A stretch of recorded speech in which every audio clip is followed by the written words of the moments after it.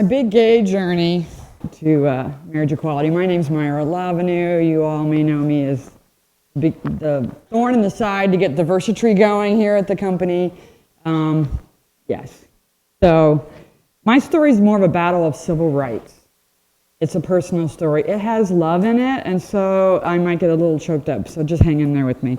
I had to write down this opening piece so I could get through it.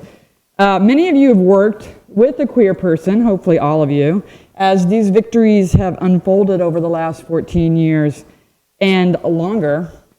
Today, I hope to help you understand my journey to legal marriage and to tell you that there were times here at Columbia Sportswear where I may have been crying in my cube alone. Joy, despair, frustration. Often these legal rulings came down on Fridays. And where am I on Fridays? Around 10, 12 p.m. I'm right here. So let's talk about what actually happened. I think all of you know the straight path to marriage, right? You meet each other, you date, and someone says, "Will you marry me?" And you get married. You have a wedding. I envy that path, by the way. This is my path. A little more convoluted, a little more twisted, a little more dating. As you can see, we met each other in '98. We dated. I asked her, "Will you marry me?" She said yes. We had a commitment ceremony, at the end of which we were pronounced spiritual partners. Kind of odd. Then there was this great window of time where it was legal, and we rushed down, and we got married legally, and then it was denied. Court ruling. We went back to dating. I said, "Will you keep dating me?" She said, "Yeah." So then there was another window during time, which became law, that we would become legal domestic partners. We're going to take a look at all this as we go through. I said, "Will you legally domestically partner with me?" And she still said yes. We registered, and then later I said, "Will you marry me again this time?" And that was again yes. So there's a lot of thank God yes from my wife on this.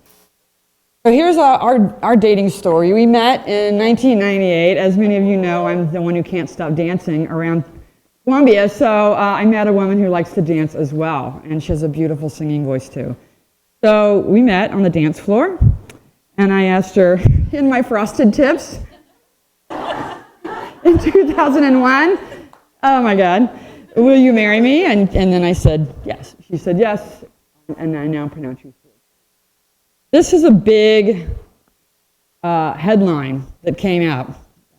I have a huge folder at home that's this thick of all the victories and all the setbacks on this journey. So I took them all out when I prepared for this, and I started taking pictures of them for this day. So Gavin Newsom and the San Francisco weddings. I'm not sure if anyone here does not remember that time. If you were 8 or something, don't tell me that. It was a while ago. The San Francisco wedding sparked our own county offering legal marriage as well. This is that wonderful couple who'd been together like 50 years, and they were the first ones married in San Francisco. There is the line outside our own county building. This was the first day it was legal for us.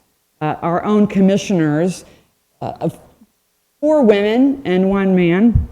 The 4 women overruled the man, said that we're going to have legal marriage here as well, because our county lawyers said that we are at risk of discrimination and lawsuits, just like Gavin Newsom had discovered when he researched the law in San Francisco.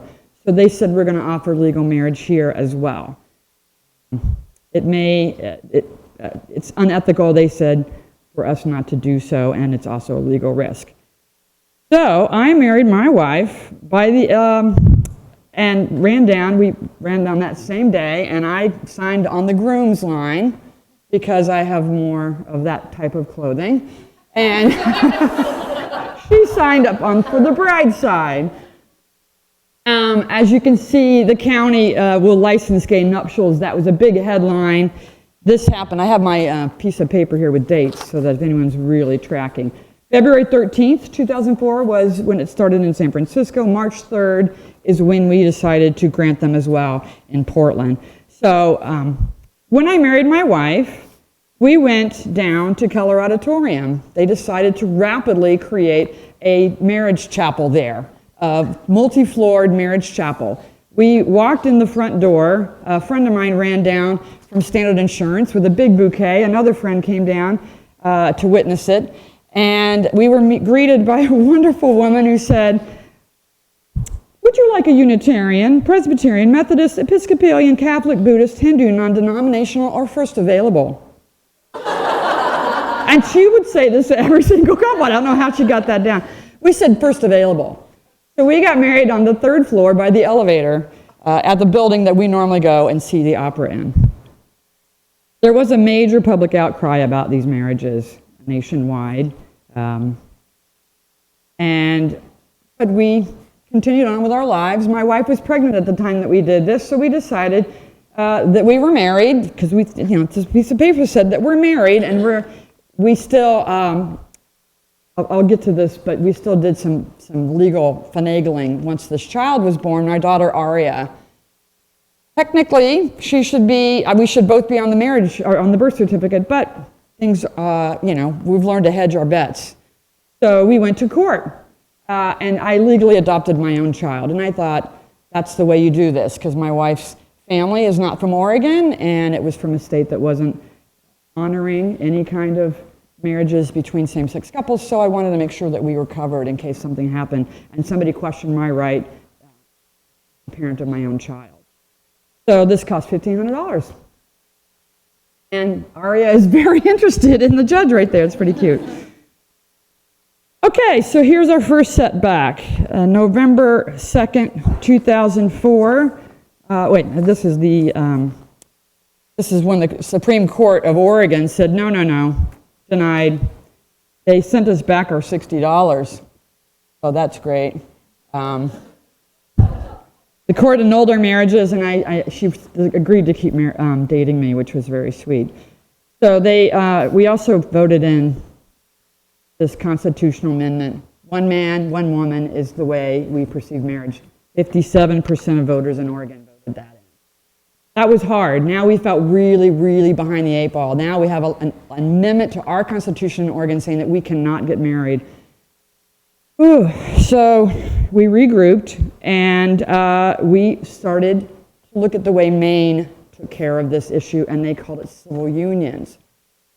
Civil unions, if you can imagine, was also very much not okay word in Oregon. So after a year of going back and forth, and we had a specific woman, Karen Menace, who kept blocking us in the Oregon, I guess she was in, she's not an Oregon senator, but she was an Oregon representative.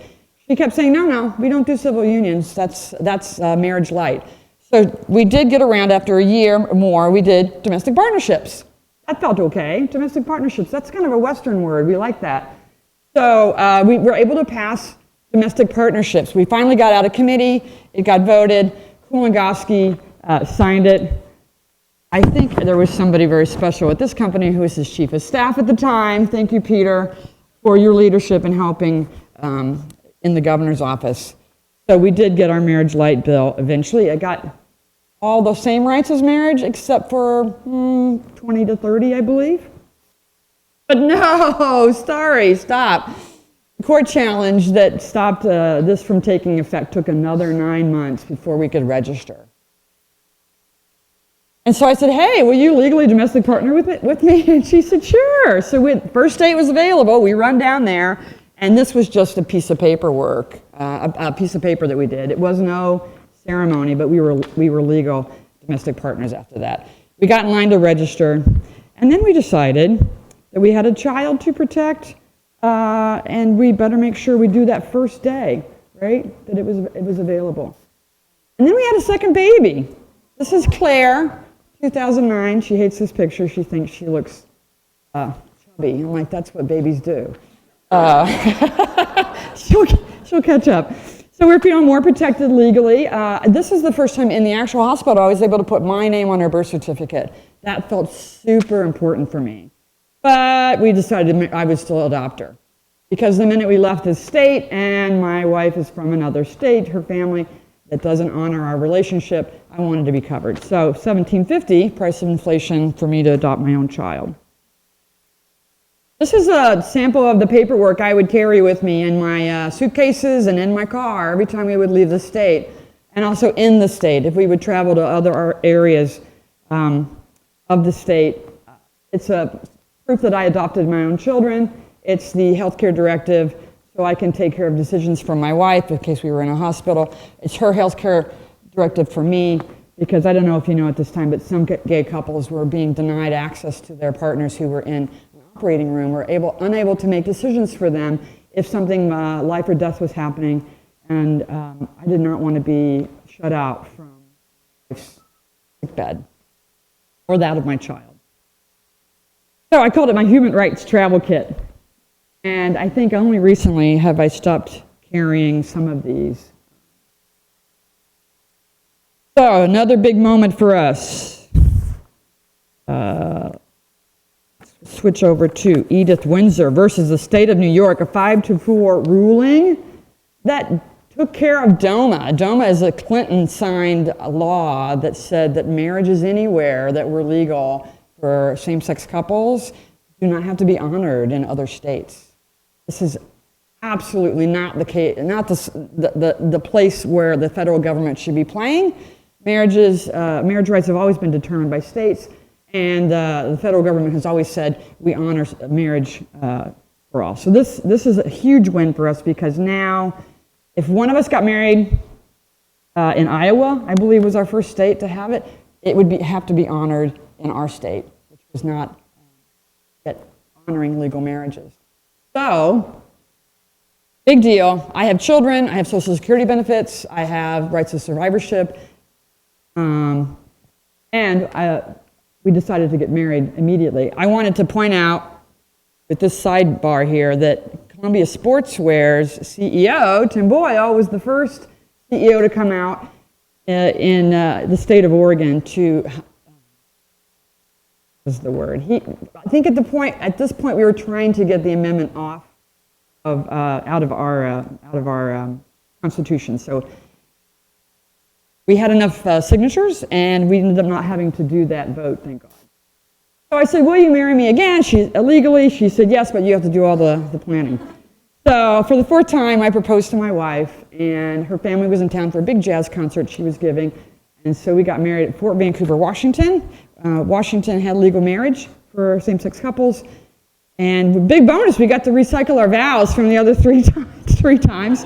But we got to put our children in there, and so I got to turn to my children and pledge to them as well. And I inserted thank yous for 5 Supreme Court justices. So here's my father-in-law. He was in town, he's a minister. He was super excited to be able to marry us this time.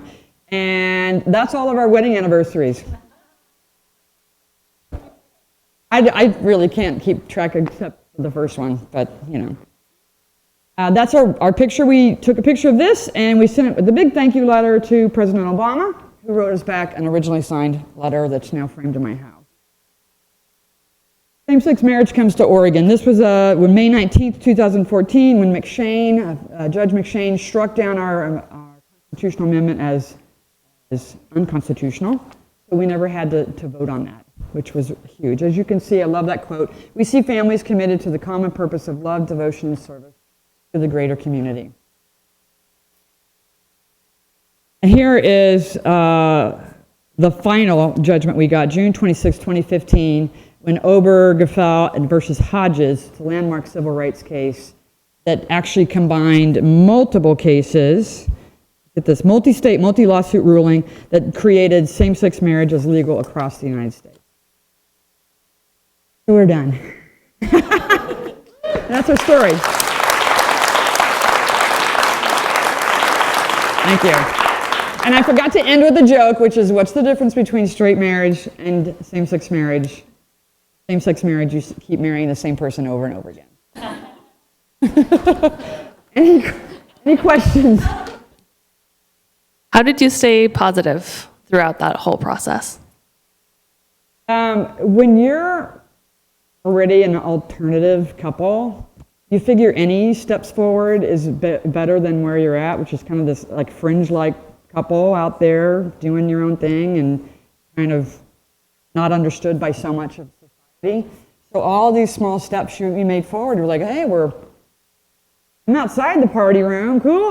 Well, I'm like, oh, I can see the party, yay. And oh, maybe I'm in the doorway now, right? And so one foot in, one foot out. I stayed positive because really what matters is that we loved each other and we were having children and we were making do. We were making our life and our marriage. And as far as our marriage, it was that day in October. We were married.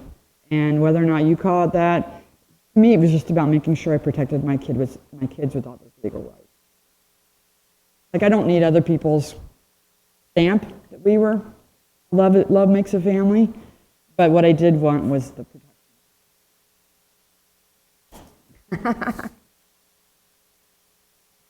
So you say you're not carrying this paperwork around with you anymore, which is fabulous. Thank you. My sister went through the same process you went through.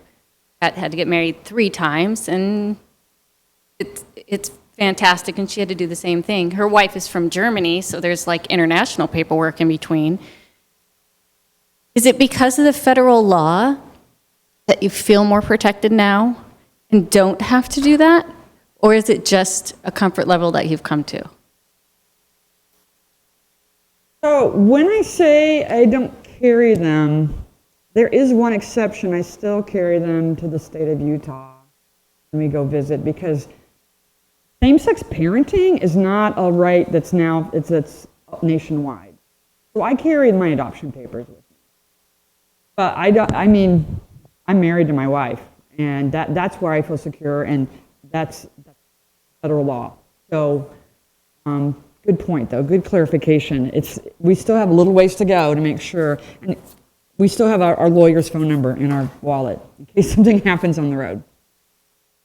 I would love to hear you, Myra, say what you hope for kids, like kids your daughter's age, when they're going through that idea of marriage. Maybe I already know, but I'd love to hear you say it. What I hope for kids when we talk about, yeah. So my daughter came out to me and she's like, Mom, I like boys.